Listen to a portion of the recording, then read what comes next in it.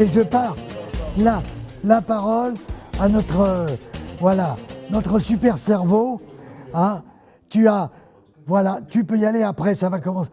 Tu vas nous faire à nouveau une démonstration de l'évolution, de la structuration, parce que nous sommes des gens très sérieux, on rigole pas mal, on aime bien picoler, mais nous sommes des gens très très sérieux, tous ces gens qui sont là.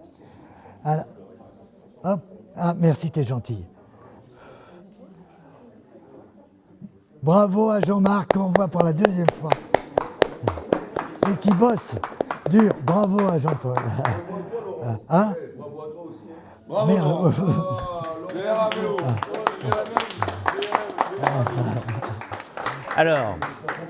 Alors, vous vous rappelez que la dernière fois, il y avait eu un petit débat lorsque Francis Lalanne était venu.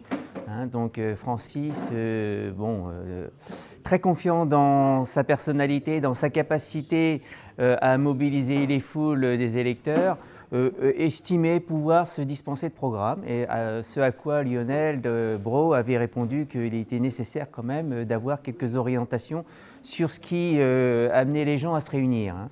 Donc ce qu'on a voulu faire, c'est établir, alors on peut appeler ça dénominateur commun, plateforme programmatique, label, etc.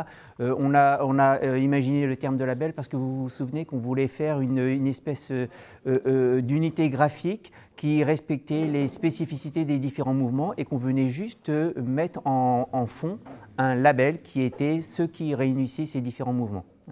Et donc, parmi les différents axes de ce label, alors, ah oui, le préalable, hein, c'est de rappeler ce qu'on disait la dernière fois, hein, parce que là, ici, on est sous plutôt des mouvements citoyens, mais on n'est pas encore à aller chercher ce qui nous permettra de faire les 5%. Parce que si on reste entre nous, on fera 1%. Hein. En tout cas, on ne fera pas 5%.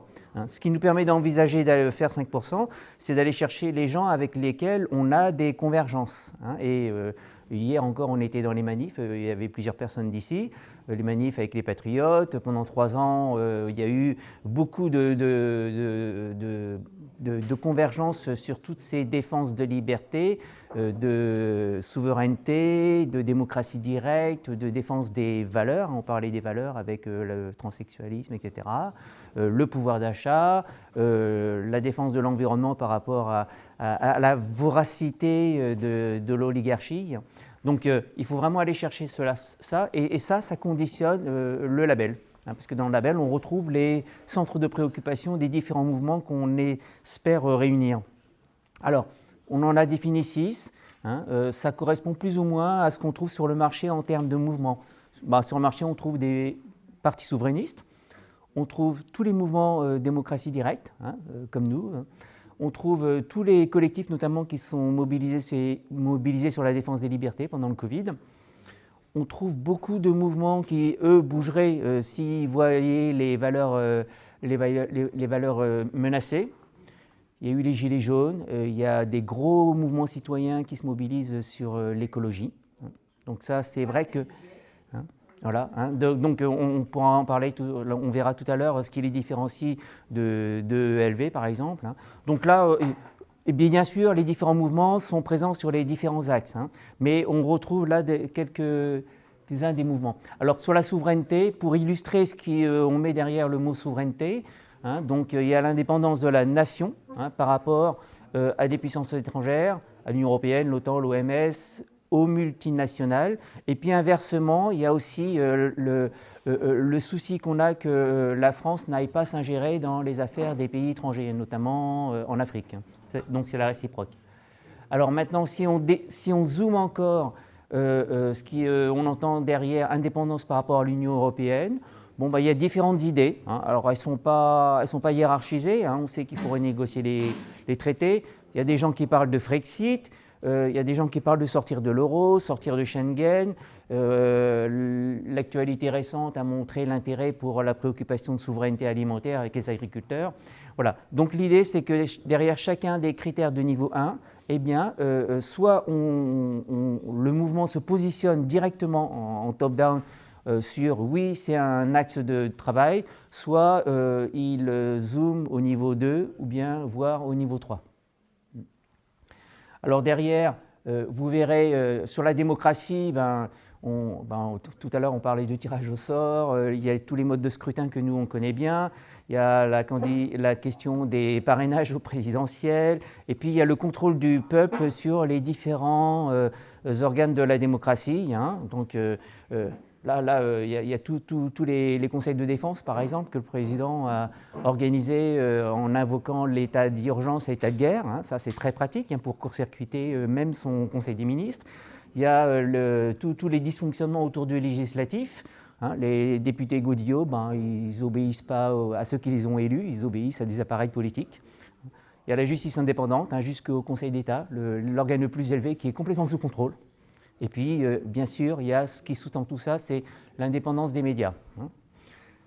Et puis, pareil, pour les libertés, on retrouve toutes les défenses des libertés. Je vous passerai ça. Alors ça, c'est une compilation qu'on avait faite avec un Framapad. Donc, on a finalisé ça mardi dernier avec Pascal. Donc, on est resté jusqu'à minuit à mettre ça au carré. Alors, ce n'est pas forcément satisfaisant en termes de formulation, mais en tout cas, on a essayé de retrouver toutes les préoccupations qu'on pense être celles des gens que nous, on fréquente. Voilà, on peut l'exprimer comme ça.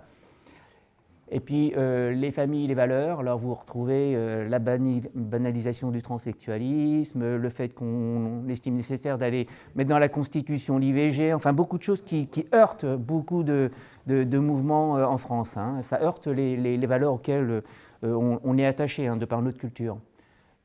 La question du pouvoir d'achat, c'est toujours la priorité donnée aux dividendes par rapport au salaire, par rapport aux retraites. Donc il y a l'évasion fiscale avec des ordres de grandeur, on parle de quand même 160 milliards d'euros, c'est pas rien. Donc si on résolvait ce problème-là, ça résoudrait beaucoup de choses. Voilà. Et puis l'opacité sur les finances de l'État. Et puis tout ce qui est environnement, le dérèglement climatique, les fausses bonnes solutions, voilà, et tout un tas de problèmes. Donc tu parlais du GIEC, c'est peut-être... Et puis on a rajouté aussi quelque chose qui est la protection des animaux. Parce qu'effectivement, les animaux, pour ceux qui sont allés au salon de l'agriculture, les pauvres, je ne sais pas comment ils ressentent ça, mais en tout cas, c'est un peu stressant. Et derrière, c'est quand même le productivisme, notamment de l'Union européenne, qui est à rebours des traditions agricoles, des gens de la coordination rurale, enfin voilà, la vraie ruralité. Bon, voilà. Alors maintenant, sur chacun de ces critères-là, que ce soit directement les critères de niveau 1 ou de niveau 2 ou de niveau 3, l'idée, donc c'est Pascal qui a proposé cette grille, soit les mouvements n'ont pas d'avis, tous les mouvements n'ont pas forcément d'avis sur les 6 chapitres et sur les 60 lignes qu'on vient de voir, soit ils aiment un peu, beaucoup, passionnément, etc. Soit alors, à l'opposé, ils sont plutôt contre, ou alors vraiment beaucoup contre. Donc l'idée, c'est qu'on mette une de cette note-là, et sur le niveau 1, 2 ou 3, alors ce n'est pas mathématique, si ils ne sont pas capables de se positionner sur le niveau 1, ils estiment le nécessaire d'aller zoomer au niveau 2, voire au niveau 3. Et puis une fois qu'ils l'ont fait, ils peuvent remonter au niveau 2 ou au niveau 1. Alors pour l'illustrer, par exemple les partis souverainistes, moi je l'ai fait pour eux, mais donc demain à 18h, je dois voir un gars du Bureau national des Patriotes, et puis on va faire l'exercice ensemble. Mais là, par exemple, ce qu'on sait, c'est qu'ils se sont beaucoup mobilisés sur les défenses des libertés pendant le Covid. La question de la souveraineté, on sait que Philippot, Asselineau, ils sont à fond sur le Frexit. Donc on imagine que s'ils devaient noter au niveau 4, au niveau 1, la souveraineté, ils mettraient 4. Debout la France, c'est vrai que Dupont-Aignan, il n'est pas toujours aussi franc du collier sur ces questions-là. Et puis au niveau démocratie, alors c'est sûr que sur les médias, ils sont très, très sensibilisés, mais c'est quelque chose qui ressort moins dans leur discours. Voilà. Donc l'idée, c'est qu'ils viennent se positionner là-dessus. Alors après, si on zoome, alors j'ai fait l'exercice avec Alexis Boudot, donc alors il s'est autorisé à parler pour les mouvements avec lesquels il fraye beaucoup, donc lui, il est plutôt riche citoyenne, mais bon. Pardon ? Il est ? Ah bon, ok, bon. Voilà, donc il connaît ces mouvements-là, puis il y a aussi l'écologie au centre de Governatori. Hein. Donc alors là, j'ai zoomé sur la souveraineté, parce qu'effectivement, Governatori, l'autre jour, je lui ai posé la question, on cherchait à faire une bilatérale avec les Patriotes, et il me dit, non, moi je ne veux pas parler avec eux, parce que moi, de toute façon, le Frexit, je suis vraiment contre. Hein. Donc il m'a dit texto, pour affronter les monstres chinois, russes, etc., il faut être à fond derrière l'Europe. Hein. Donc des gens comme ça, ils sont moins 2 par rapport aux critères Frexit. Alors, est-ce que pour autant, il faut d'emblée les sortir? Parce que la finalité de cette grille-là, c'est de dire par rapport aux 6 chapitres, si on est tous plus ou moins verts, hein, que ce soit au stade 1, 2, 3, 4, c'est qu'on est compatible. Par contre, s'il y en a un qui, sur un gros critère comme la souveraineté, est à moins 1 ou moins 2, eh ben, c'est quand même gênant de l'embarquer dans l'alliance parce qu'ils vont se friter tout le temps. Hein. Donc, il y a 15 jours, ben, je me serais dit, Governatori, il faut les enlever de l'alliance, c'est même pas la peine de perdre notre temps avec eux. Et puis, en fait, en creusant, on s'est dit, bon, effectivement, on a posé la question du Frexit. Hein, mais si on pose la question à différents niveaux, hein, avec des périmètres plus ou moins larges, hein, pas que l'Europe, mais aussi l'OTAN, l'OMS, etc., et ben en fait, on s'aperçoit que, par exemple, sur la question de la souveraineté alimentaire, ils sont tous à fond d'accord. Hein, ils sont tous à fond d'accord. Donc, quelque part, ça vient contrebalancer le moins 2 du Frexit. Et donc, s'il fallait mettre une position globalement par rapport à l'Europe, eh ben, c'est peut-être pas évident que Governatori serait opposé. Hein. Donc, alors, on peut penser que c'est un peu du tirage de cheveux, hein, mais c'est une tentative, en regardant les choses avec différents niveaux de recul, de voir s'il n'y a pas moyen de trouver des convergences. Parce que si on s'accroche sur ce qui est le plus rouge, c'est sûr qu'on n'aura jamais de convergence avec personne, parce qu'on a toujours des sujets de désaccord avec tous les mouvements sur un point de détail. Donc l'idée, c'est de chercher avec cette grille qui est très versatile quand même quelque part, hein, de chercher à mettre en évidence ce qui nous réunit et non pas mettre le focus sur ce qui nous oppose. Hein, donc c'est relativiser ce qui nous oppose et puis en prenant du recul, se dire que finalement, on peut peut-être faire partie de la même coalition. Hein. Dans toutes les coalitions du monde, il y a eu des nations, des composantes qui s'étaient même fait la guerre avant. Et puis, bon, il y a juste un Napoléon, un Alexandre qui ont réussi à les réunir et puis ils ont fait des grandes choses ensemble. Voilà. Donc l'idée, c'est ça, c'est de chercher à avoir un outil qui permette de mettre en évidence les convergences. Voilà. Qu'est-ce que je voulais vous montrer d'autre? Bon, ça, c'était le planning, mais voilà. Donc, l'idée... oui, donc je ne vais pas vous montrer ça. Donc, l'idée, c'est qu'avec ce label-là, eh bien, on contribue aux différents critères. Alors, il y a le tirage au sort, hein, il y a la contribution financière, il y a la notoriété a priori des têtes de liste, et puis on imagine aussi qu'on utilise le label en disant que tous les mouvements qui font campagne dès maintenant, et même avant d'attendre le 17 mai, hein, la constitution d'une éventuelle liste de coalition, eh bien, toutes les actions que ces mouvements font et qui contribuent à la valorisation du label, eh bien, on leur donne des points. Hein, l'idée, ce serait de leur donner des points. Et celui qui a le plus mouillé sa chemise pour défendre le label, eh bien, il serait normal qu'au mérite, on lui attribue plus de places dans la liste, des places mieux placées. Bon, alors sans aller jusqu'à la question épineuse du numéro 1 de la liste, hein, parce que c'est peut-être une autre logique, eh bien en tout cas, l'idée, ce serait de les mobiliser autour de ce label. Voilà. Très bien, bravo à toi. Bravo. Voilà.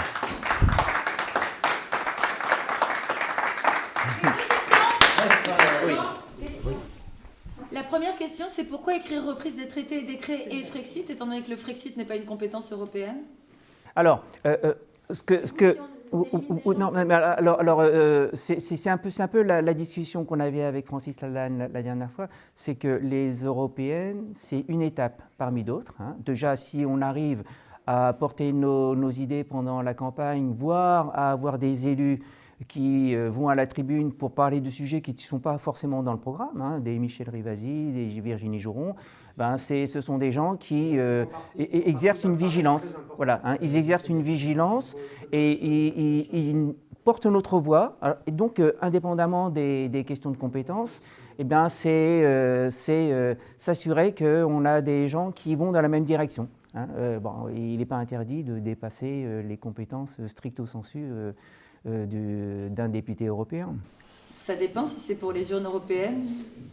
Non, je voulais dire bravo, parce que je trouve que enfin, ce que j'ai entendu va dans un sens de fonctionnement et non pas d'idéologie. Et la recherche de convergence que tu fais, je voudrais vraiment te saluer, parce que là, on est sur du fond, on est sur de l'étude, de l'analyse, et ça me paraît important. Voilà, je ne vais pas faire de remarques après sur le côté... non, je ne vais pas faire d'autres remarques. Alors quand tu dis tu, donc c'est pas moi, c'est Pascal, moi, et puis alors là, depuis une dizaine de jours, hein, bon, on s'est intéressé à ce que faisait Coalition Citoyenne par ailleurs, donc on s'est rapproché de nos citoyens, et puis avec Thierry, avec Renaud, avec François Lenné, on a testé ça, hein, parce qu'il faut un minimum de collégialité pour être sûr qu'on ne part pas dans des idées individuelles. Et puis donc on s'est réparti quelques-uns des mouvements importants, enfin, les gros poissons pilotes, hein, pour tester la grille avec eux. Voilà, c'est en cours. Hein. Et une fois qu'on aura testé ça, on pourra dire que ça tient à peu près à la route et on pourra déployer à plus grande échelle. Alors moi je vais être plutôt technique. Est-ce qu'il y a un projet de communication de ce travail je dirais au niveau de la population française, au niveau de la diffusion? Alors, proposer afin de voir oui. Alors, il y a quelque chose qu'on est en train de travailler. Donc, je vous en avais pas parlé il y a 4 semaines parce que en fait, c'était à peine dans l'air. C'était l'idée d'une pétition, qui sera adressée aux leaders des mouvements qu'on cherche à unifier.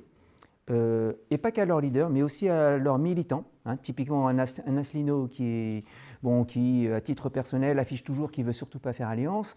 À un moment donné, on s'adresse à ces militants qui sont peut-être plus raisonnables que lui et dont on escompte qu'ils vont faire pression sur le chef, même si c'est pyramidal. Hormis les idolâtres. Voilà. Donc il n'est pas vain de penser que la base de la pyramide va agir sur le sommet de la pyramide, hein, qu'on évoquait tout à l'heure. Voilà, donc l'idée, c'est une pétition qui s'adresse aux leaders, aux militants, une pétition qui serait assignée par tous les gens qui se sentent concernés par ces 6 axes de préoccupation. Hein, et c'est là le lien, c'est que ce label-là, en fait, c'est le début de la pétition. C'est-à-dire qu'on dit, nous, citoyens qui sommes concernés par tout ça, voilà, on demande très fermement, hein, on met devant leurs responsabilités les leaders, hein, qui sont les seuls qui peuvent éventuellement, en faisant l'alliance, espérer nous permettre d'atteindre les 5%. Et s'ils ne le font pas, c'est un gros souci de contradiction entre ceux qu'ils disent et le fait que dans leurs actes, ils ne font pas ce qu'il faut pour qu'on atteigne les 5%.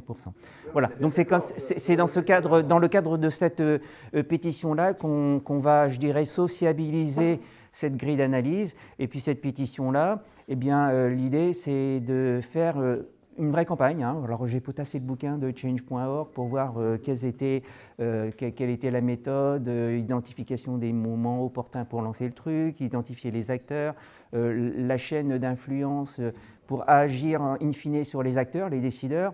Voilà. Les maires, par exemple. Pardon ? Les maires. Alors, je ne sais pas, ça marcherait peut-être pour les présidentielles, mais là, il s'agit d'agir sur peut-être une vingtaine de leaders à qui qu'on appelle à mettre en évidence leur convergence. Voilà. Et derrière cette pétition-là, l'idée, c'est d'aller agiter le système auprès de, on l'espère, dizaines, centaines de milliers d'électeurs. Et puis ça, c'est déjà la préfiguration d'une campagne, hein, la campagne de l'Alliance. Parce que tous ces électeurs qu'on aurait sensibilisés à ces 6 axes de préoccupation, eh bien, une fois qu'ils auront convaincu les leaders des mouvements en question de faire alliance, eh ben, tout ça, c'est le support de mobilisation des électeurs. Hein. Chacun va aller agiter les gens qu'il connaît. Il y en a certains qui vont s'engager dans les réseaux locaux pour aller tracter sur les marchés, etc. Et donc là, là l'objectif, c'est de sortir des gens qui sont convaincus comme nous, hein, c'est d'aller au-devant des 50-60% d'abstentionnistes. Hein.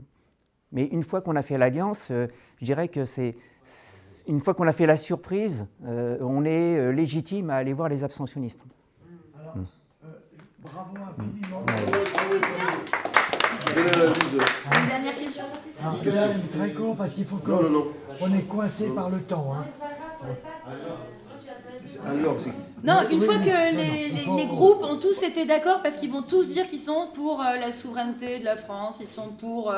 une fois qu'ils sont tous d'accord, étant donné qu'ils ont tous des dénominateurs de construction de la liste qui sont séparés, qu'est-ce qu'on fait une fois qu'ils sont tous d'accord? Alors c'est sûr que faire une pétition avec le credo unissez-vous, bon, si on se cantonne à ça, hein, c'est de l'incantation. Hein. Alors, on est bien d'accord. Hein, donc c'est pour ça que la grille d'analyse est très liée à la pétition, parce qu'on leur propose quelque chose. Alors je ne sais pas si ça a été fait dans le passé, mais l'idée de faire une combinaison de tirage au sort, d'apport financier, de contribution à l'image de l'Alliance au travers de leur télévision, leur une de médias régionaux, des manifestations, etc., c'est ça qui permettrait peut-être de faire quelque chose de différent. Hein. Je pense que il faut essayer quelque chose d'autre.